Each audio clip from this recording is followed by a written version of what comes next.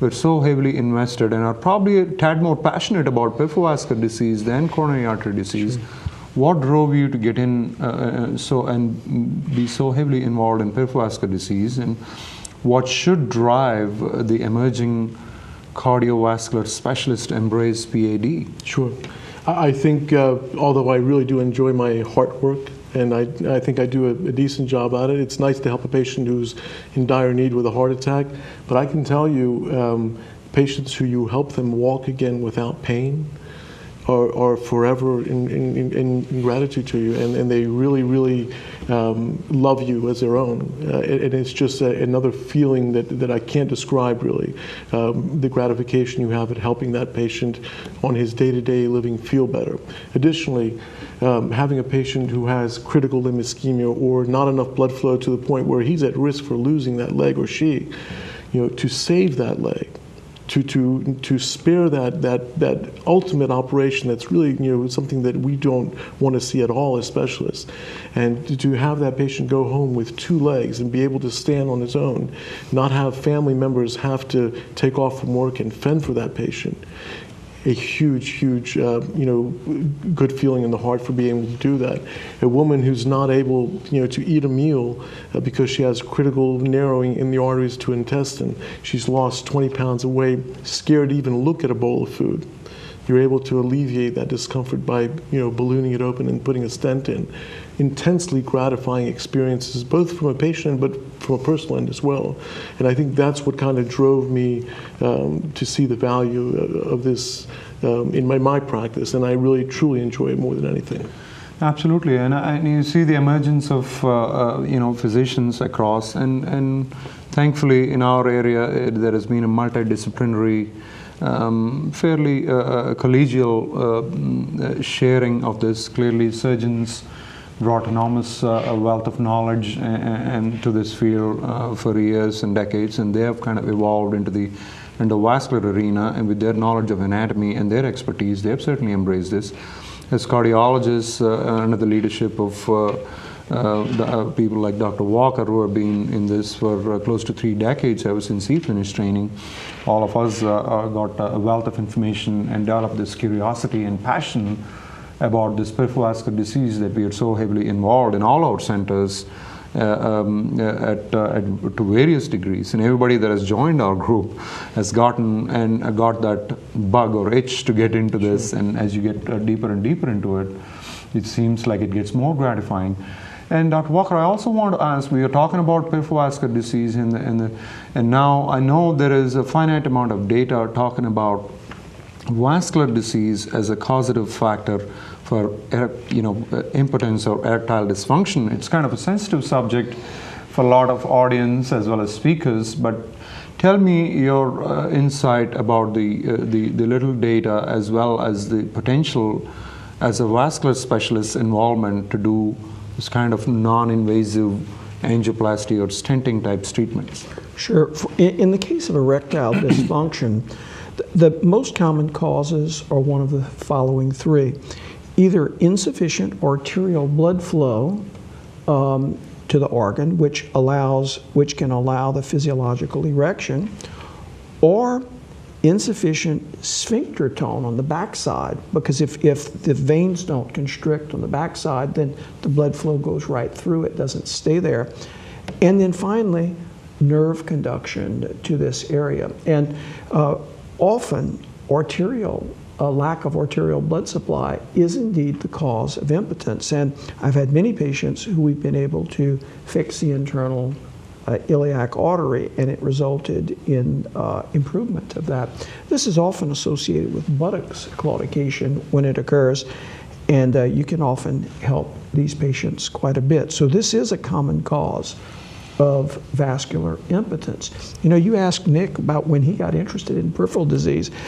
I want to tell you about my experience because it was a lot earlier. Of course, it was 1982. I remember the day very clearly. I was a fellow at Harvard, and there was a patient who presented in true cardiogenic shock. He was having a big heart attack. He was relatively young. He had no blood pressure. I was the interventional fellow. I went in and placed a balloon pump, did urgent angioplasty. We had no stents at the time. and clearly saved the man's life. We stopped the heart attack that was occurring. That balloon pump got his blood pressure up. But this man ultimately lost his leg because of complications of a balloon pump. When we put a balloon pump in, there is a pump roughly the size of a typical straw that one would use if you went to Burger King or McDonald's. And that straw was bigger than the channel that he had in his leg because he had a blockage in the abdomen going to his leg. And I said, you know, there's got to be a better way. We've got to be able to deal with this. And I must tell you, at that moment, I went to the chief of cardiology and said, I have to learn how to deal with peripheral arterial disease. And it was very uncommon at that time. Cardiologists simply were not involved in this field. But I'd made a pact with myself that that would never happen again. And I must say, in 30 years, that's not happened again. That has never happened again, because we simply take one shot, can see if there's a blockage in the iliac. If there is, put a balloon first, and then put the balloon pump. So it simply stops these kinds of problems. And I think everyone needs to learn how to deal with this if possible. And I think it is a passion with us, but in the early days, it was a necessity too, because we really didn't have another way around it. Absolutely. Interesting that you mentioned this. When I was still in internal medicine residency down in Pittsburgh, we had an identical scenario like yours, where the cardiologists made heroic efforts to save the patient's life with a bad heart attack. And this patient never left the ICU. They had a balloon pump, and the patient, we literally could see the patient's leg rotting, and them doing amputation from knee to the hip level, basically, and never left the hospital, basically had his leg amputated and sit there crippled for life. And it just is an amazing evolution in the 2 decades that I've been involved in this whole arena. It's certainly been very gratifying. Now we just get in, get out, and take it for granted. A lot of the techniques and technologies that were embraced and developed by all of you, being the forefathers of this whole business. It's definitely been a very interesting journey. And I want to take a tiny break here, and we'll come back and finish the last session. And I want to remind all our audience, this is a live call-in show. Tune in and do ask us any questions pertaining to cardiovascular disease, including this topic or any other topics. We'll take a tiny break and come back again.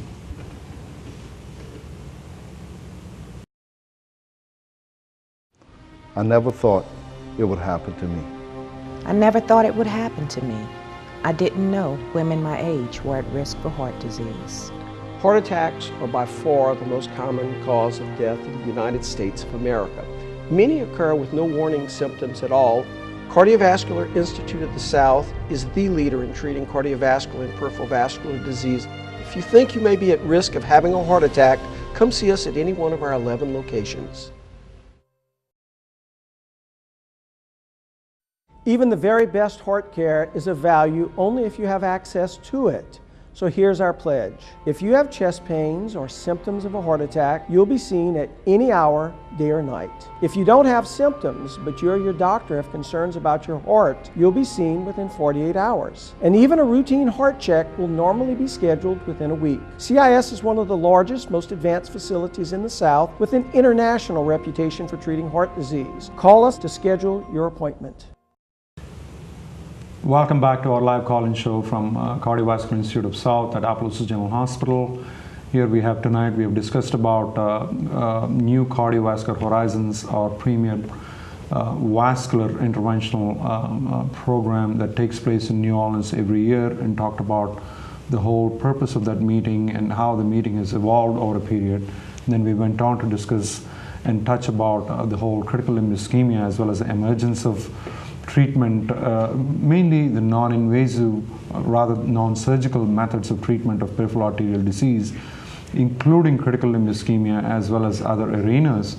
Now, we talked about esoteric interventional techniques, including atherectomy, including balloon angioplasty.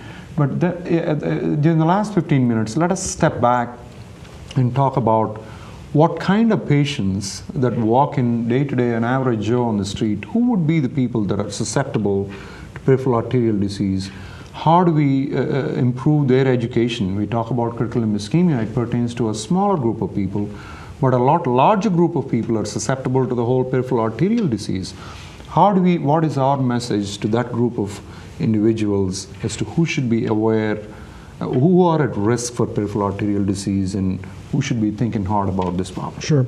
The biggest risk factors for peripheral arterial disease by far and away are advanced age, cigarette smoking, and diabetes. Actually, diabetes more so than even cigarette smoking.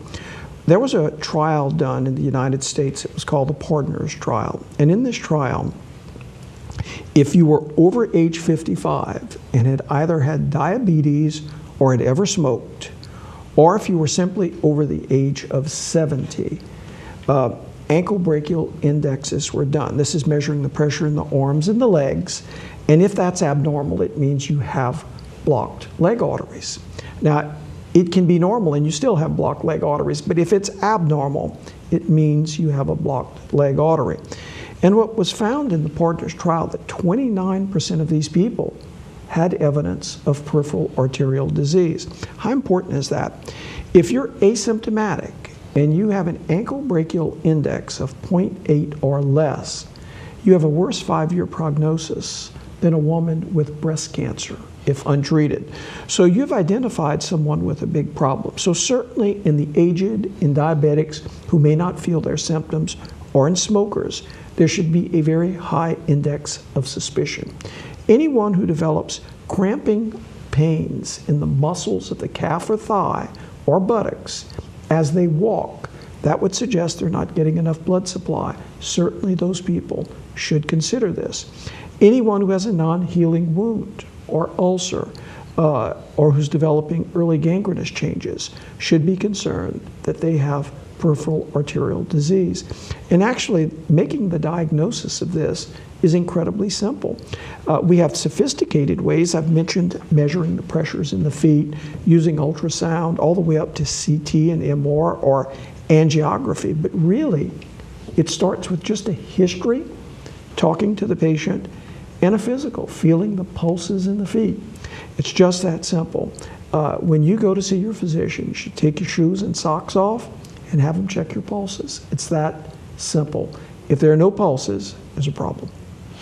Absolutely. Well said there. And I think the same subset of patients that we see day in and day out that come in for cardiovascular complaints, either they have had a bypass surgery or they have chest pains or they are of various ages, they have all the above mentioned risk factors, including diabetes, smoking, high blood pressure, high cholesterol, inactivity, and all these things. And anytime in the past, we would just attend to our own little problem, our own little space, and address cardiovascular or do a stress test or check their EKG or check a echocardiogram or an ultrasound.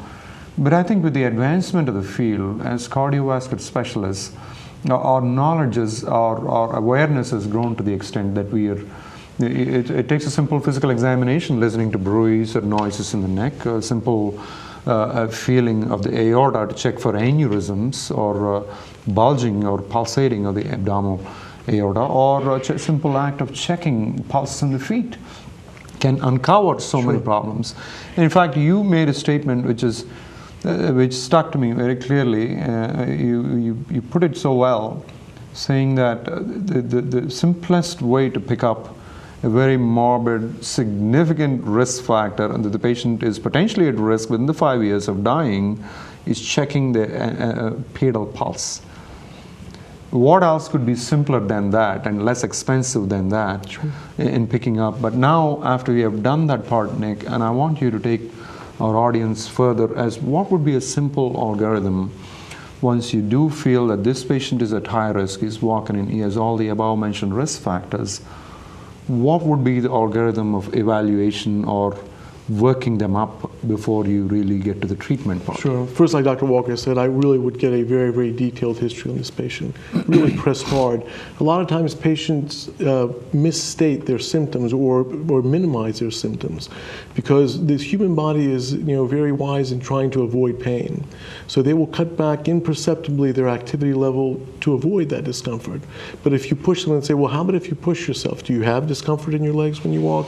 If you walk up a couple of flights of stairs, maybe do you feel it? And then you may get the real answer. So really history is very, very important, and a very good physical exam. Further than that, if they have no symptoms but they have a lot of risk factors, and we've